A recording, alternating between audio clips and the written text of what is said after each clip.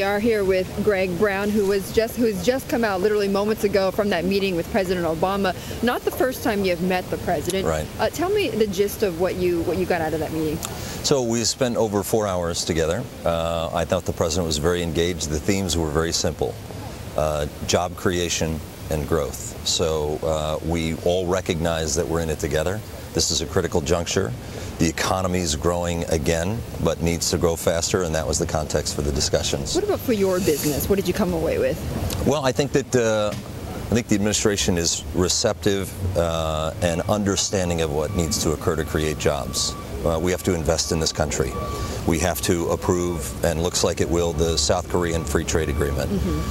We have to look at ways to attract innovation and strengthen worker skills, whether it be through worker retraining or collaboration with community colleges. So there's this whole, how do we make America #1 and the most attractive way to invest? And those were the derivative discussions we had. But what about for your industry in particular, for technology? Did he give you any sense that you're going to see better days ahead for the industry? No, I don't think he was predictive per se, and I don't think he was specific for any company, certainly, or industry. But technology is one where the United States leads.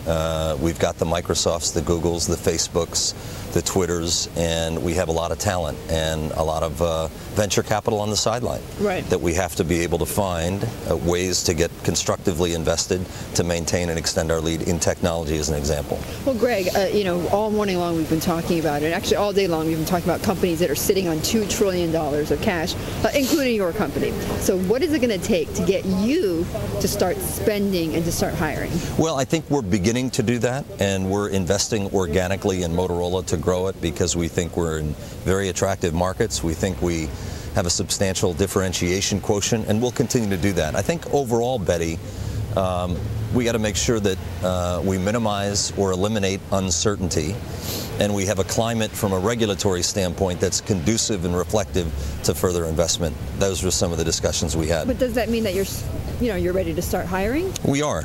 We are. Now, by the way, in within the next 12 months? We have been, by the way. Okay. So we have been. I think it's not binary on whether we do or don't. I think it's the pace. And we all, I think, have a healthy discontent for the status quo. We need to create jobs faster. We'd like to grow faster. We'd like to reinvest and get shareholder return.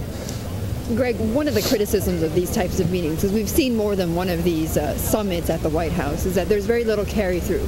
There's a lot of optimism afterwards, but then nothing happens. Yeah, I wouldn't. So first of all, I don't subscribe to that. The engagement I've had with the White House has been, I think, very substantive. We have an opportunity to express our opinions. And by the way, we spent the better part of the last 20 or 30 minutes being very specific of how we will follow up.